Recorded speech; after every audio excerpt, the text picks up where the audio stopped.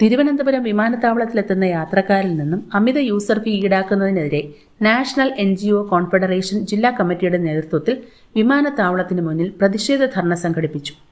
National NGO confederation chairman KN Anandakumar ഉദ്ഘാടനം ചെയ്തു.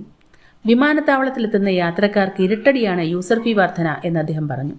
നിലവിലുള്ളതിന്റെ ഇരട്ടിയിലധികം വർധനയാണ് user ഫീ ഇനത്തിൽ വരുത്തിയിരിക്കുന്നത്. വിമാനത്താവളത്തിൽ വന്നിറങ്ങുന്ന യാത്രക്കാർക്കും യൂസർ ഫീ ബാധകമാക്കിയത് പ്രതിഷേധാർഹമാണ്. വികസനത്തിനോ അത് നടപ്പിലാക്കുന്ന കമ്പനികൾക്കോ ആരും എതിരല്ല. എന്നാൽ അത് സാധാരണക്കാർക്ക് നൽകുന്ന ഇരട്ടടിയാകരുത് എന്നും അദ്ദേഹം പറഞ്ഞു. ജില്ലാ പ്രസിഡന്റ് MR മനോജ് അധ്യക്ഷത വഹിച്ചു. കോൺഫെഡറേഷൻ ജില്ലാ സെക്രട്ടറി RS ശ്രീകുമാർ, വൈസ് പ്രസിഡന്റുമാരായ ഹജികുമാർ, ഷൈനി എന്നിവർ സംസാരിച്ചു. എയർപോർട്ടിനെ സംബന്ധിച്ചിടത്തോളം വളരെയധികം പഴക്കമുള്ള, വളരെയധികം പ്രാഗൽഭ്യമുള്ള എയർപോർട്ടാണ്. അതിനു മുമ്പ് തന്നെ ഒന്ന് പറയട്ടെ, നമ്മളുടെ എങ്ങനെയുള്ള ഒരു പ്രതിഷേധം ഒരു ഗവൺമെൻറ്റിനെതിരെയോ അല്ലെങ്കിൽ ഈ എയർപോർട്ടിൻ്റെ വലിയ വികസനം കാഴ്ചപ്പാടുള്ള അദാനി എന്നു തുടങ്ങിയ വലിയ വലിയ ആളുകൾക്കെതിരെയൊന്നും അല്ല. ഇത് യഥാർത്ഥത്തിൽ എന്തുകൊണ്ട് ഇങ്ങനൊരു സമരം സംഘടിപ്പിച്ചു എന്നുള്ളത്, യൂസർ ഫീ എന്നുള്ളത് എറണാകുളത്ത് 270 രൂപ മേടിക്കുമ്പോൾ നമ്മളിവിടെ അതിൻ്റെ 3 ഇരട്ടി മേടിച്ചു കഴിഞ്ഞാൽ സ്വാഭാവികമായിട്ടും യാത്രക്കാരെല്ലാം തീർച്ചയായിട്ടും വേറിട്ട് ചിന്തിക്കാൻ തുടങ്ങും. പിന്നെ തെക്കൻ കേരളത്തിൻ്റെ ഏക എയർപോർട്ടാണ് തിരുവനന്തപുരം. തെക്കൻ കേരളത്തിലുള്ള ഒരേ ഒരു എയർപോർട്ട് തിരുവനന്തപുരമാണ്.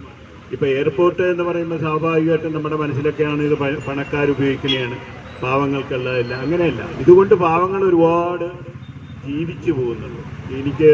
ഞാൻ ചിലപ്പോൾ ഈ എയർപോർട്ടിൽ നിന്നൊക്കെ പോകുമ്പോൾ ഇതിൻ്റെ മുമ്പിൽ കപ്പലണ്ടി കച്ചവടം ചെയ്യുന്ന ആളുകൾ പോലും ധാരാളമുണ്ട്. സന്ധ്യസമയത്ത് 3-4 വണ്ടികളിൽ അവർ കച്ചവടം ചെയ്യുന്നുണ്ട്, പലരും ഇറങ്ങി മേടിക്കുന്നുണ്ട്. അങ്ങനെ നാനാവിധത്തിലുള്ള എല്ലാ ജീവിത സൗകര്യങ്ങൾ അല്ലെങ്കിൽ സൗകര്യങ്ങളില്ലാത്തവരും ഈ എയർപോർട്ടും ഇതിൻ്റെ പരിസരവും എല്ലാം ധാരാളം ഉപയോഗിക്കുന്നുണ്ട്.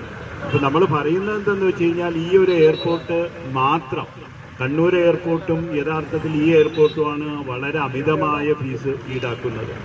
ഏറ്റവും കൂടുതൽ യാത്രക്കാരുള്ളത് തിരുവനന്തപുരം എയർപോർട്ടാണ് എന്ന് പറയുമ്പോൾ കഴിഞ്ഞ തവണ 5 ലക്ഷത്തോളം യാത്രക്കാർ ഈ തിരുവനന്തപുരം എയർപോർട്ട് വഴി യാത്ര ചെയ്തു. ഒരുപക്ഷെ കേരളത്തിലെ ഏറ്റവും കൂടുതൽ അല്ലെങ്കിൽ രണ്ടാമത് നിൽക്കുന്ന ഏറ്റവും യാത്രക്കാർ സഞ്ചരിച്ചിട്ടുള്ള എയർപോർട്ട് തിരുവനന്തപുരം എയർപോർട്ടാണ്. ഇതെല്ലാം കൂടണം എന്നുള്ളതാണ് നമ്മുടെ ആഗ്രഹം.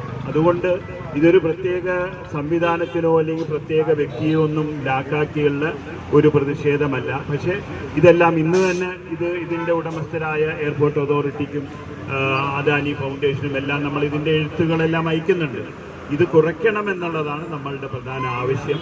തീർച്ചയായിട്ടും ഇതെല്ലാം അവരുടെ ചിന്തയിൽപ്പെട്ടാൽ തീർച്ചയായിട്ടും ഇതിനനുകൂലമായ നടപടി ഉണ്ടാകുമെന്ന് തന്നെയാണ് ഞങ്ങളുടെ പ്രതീക്ഷ.